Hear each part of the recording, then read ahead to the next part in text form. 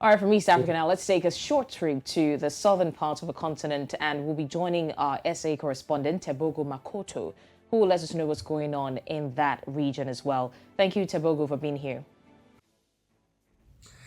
I'm happy to join you this morning. Thank you for having me. All right. Well, yeah, I mean, you're almost twinning again with us, okay, this morning. I and But it's Tebogo slightly always different. have, we always have, like. You always have a memo, but it's good. All right, now, Tebogo, the South African government has, of course, expressed strong solidarity with Palestinians in the Gaza Strip. And this week has seen heavy fighting between Israel and the Gaza Strip. What exactly is going on, and why has South African Foreign Affairs ministers taken such a strong stance against Israel? Well, so the South African Foreign Affairs Minister, of course, took a stance to call on the ICC, the International Criminal Court, to really say they need to be looking into issuing arrest warrants for leaders in Israel, pointing to apartheid practices by Israel in terms of against the Palestinian people. She expressed it in those words exactly, to say they feel very strongly when it comes to this position. You'll understand that South Africa has been one of those African countries that had experienced gross human rights abuses at the hand of apartheid, when the apartheid regime was still in control. So I think that also really just adds to that call, in terms of her stating that the International Criminal Court needs to be doing something against Israel, because we've seen a lot of fighting take hold this week, and I think that's what also really just provoked it from her to express this sentiment. I wonder if you can quickly answer this. I had quick thoughts about this earlier. Who dictates what sides any country takes, with different crises across the world? And what's this new, attention towards the South African Foreign Affairs Minister and whoever else who have decided that they will, share their thoughts on the crisis across the world? Because this is also inclusive of the Russia-Ukraine crisis. South Africa has also been accused of taking sides. And of course, now with the Palestinian-Israel crisis, who dictates who takes sides and what sides that you should take? I think there's a problem there, Osaki, because now when it comes to dictating which side any particular country takes, really it should be left to nobody to decide. But now the issue is that obviously we now have things such as bilateral relations, and you'd find that obviously certain alliances would sort of inadvertently place a country towards leaning towards a certain side taken by countries maybe that the country is mostly aligned to. But what we've seen with South Africa recently, Osagi, is that they've continued to be defiant. South Africans have always been what I may say super independent. They are not afraid to actually express their opinions in a way that is independent of anybody else's opinion. So we're seeing them take the same stance when it comes to the Russia-Ukraine crisis, now when it comes to Israel and Palestine, because for them it's about apartheid. For them it's about the fact that they've gone through the atrocities that are associated with apartheid. And I think at this stage what they're just really saying is that we'll take this position despite any other position, because as South Africa we understand and we've seen this take root in our nation, and we feel and see the same thing take effect now with Israelis doing what we saw happen to us to the Palestinians. And I like it for South Africa, and I've followed this, from the very beginnings when it started, when it started to seem like they were leaning, taking political leanings here or there. I like the stance that they have taken. Personally, I like it. And I think the truth needs to be told more often. The truth about the whole Israel-Palestinian, Saudi Arabia, Yemen, Ukraine, and Russia. The truth needs to be told.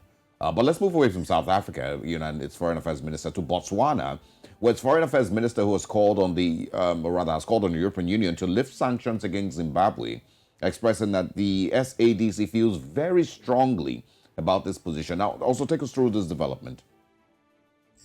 Now, what's happening here also is that on Wednesday we are celebrating Europe Day in Botswana.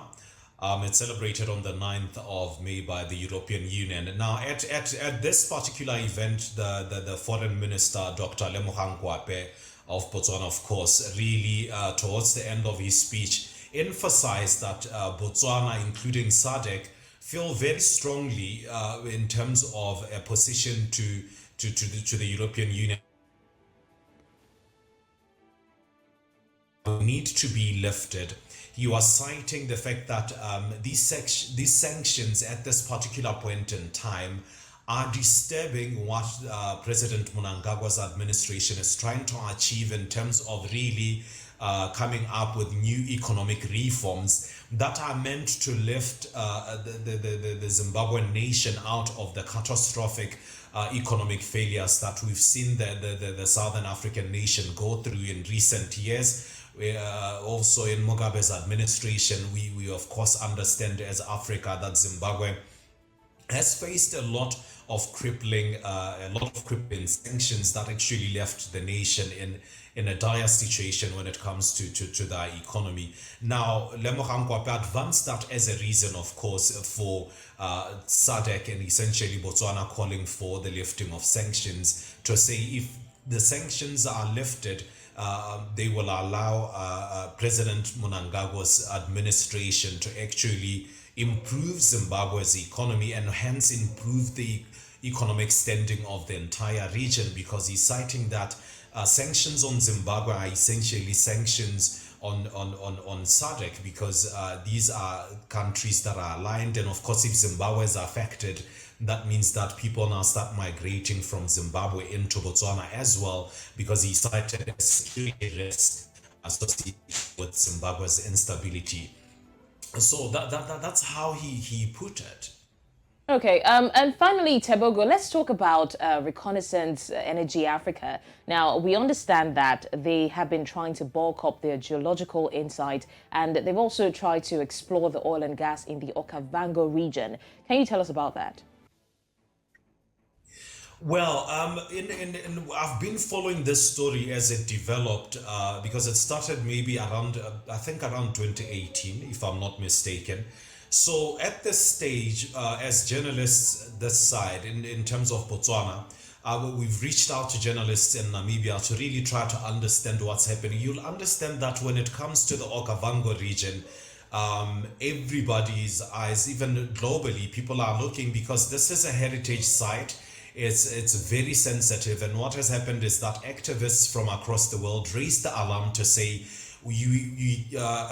Namibia and Botswana cannot possibly allow the oil drilling or exploration by Africa to take place, because of course of the threat to biodiversity in that particular region, and the fact that obviously most of the animals or wildlife housed in that area are actually animals that are facing extinction at certain levels. So now what has happened is that we've tried, well, I've made a concerted effort to really try to reach out to the government in Botswana to find out circumstances surrounding licensing, in terms of, has Africa been given a license? Because on their website, they speak to having 100% rights on a license that has been issued on both Namibia and Botswana. Now, the Botswana side has said they've issued no such license, and if there are any licenses that have been issued, and they've been very vague about it as well. If there are any licenses that have been issued, the licenses were for survey, they were not for actual work on the ground. But what we are getting from the Namibian side is that there has actually been work, and there's been machinery on site that has been used during the survey. And other reports also point to a court case on the 3rd of April that was actually looking to review a license issued by the Namibian government, and the government seeking to either revoke the license or amend its conditions. So in terms of getting the information, it's been very dicey. I've reached out to OCACOM. This is an association or an organization that Botswana is party to, Namibia and Angola are party to, in terms of protecting the Okavango Delta. So they've also expressed the fact that they're not getting precise information when it comes to reaching out to government, and also really just cited that the situation has become political, and so it's become difficult to really advocate when it comes to the environment. And a lot of activists have also cited the Niger Delta, which I may think you have information on, to say a lot of exploration when it comes to these sensitive sites leads to unfathomable pollution when it comes to keeping the environment in Africa pristine. All right, Tebogo, I think I'd like that you also comment on this story that we spoke about earlier. So first of all, I'll also say that I feel like the same conversation on Zimbabwe and the sanctions, needs to also be said about Venezuela and Syria and, a couple of other countries across the world that are suffering from sanctions that just don't make sense at this point. It just doesn't, in any way make sense. But I also want your reactions to the story on South Africa being accused of supplying weapons to Russia. The South African ambassador to the U.S.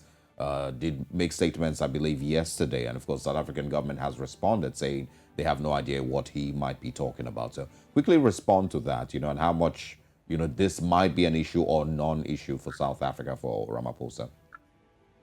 Yeah, now when we look at that and the position of the United States, South Africa, Russia right now, you'd understand that through BRICS, which is Brazil, Russia, China, and India, including South Africa, there's an alliance there that is already in place when it comes to Russia and South Africa. And you'd understand as well that in recent months, not even years, in recent months, South Africa and Russia have held joint military training exercises of the same naval facility out in Cape Town. There seems to be a military alliance there between Russia and South Africa. And in how it looks right now, the United States might be on the outs in terms of this particular alliance. And of course, in the way it looks, if at all South Africa is providing Russia with weapons in this way, it might be to the rest of the world's advantage, because if they've run out of ammunition, it really places Russia in a tight corner. And you'd understand that Russia's nuclear arsenal is actually larger than that of the United States. So if they run out of weapons, chances are they'll be forced to now start looking at other possible ways of really disabling Ukraine. So this also is one of those things where we say, okay, fine, we've seen the UK supply Ukraine with weapons. We've seen the United States do the same. So now when it comes to South Africa taking a stance to do that, who is to really question that alliance, and who really has the right to then say, no, you are wrong for doing that? If South Africa in her sovereignty feels like that's the stance they want to take. The ICC, of course, has also said South Africa needs to arrest Putin. So it really just proliferates the tension when it comes to South Africa, Russia, the United States, and the rest of the world. All right. Tebogo, thank you very much for stopping by and for sharing your views on these stories across the southern part of the continent. Always a pleasure seeing you. We wish you a great weekend ahead. Have a wonderful Friday, guys. It was great chatting to you. Absolutely. It was great having you. Thank you so much, Tebogo.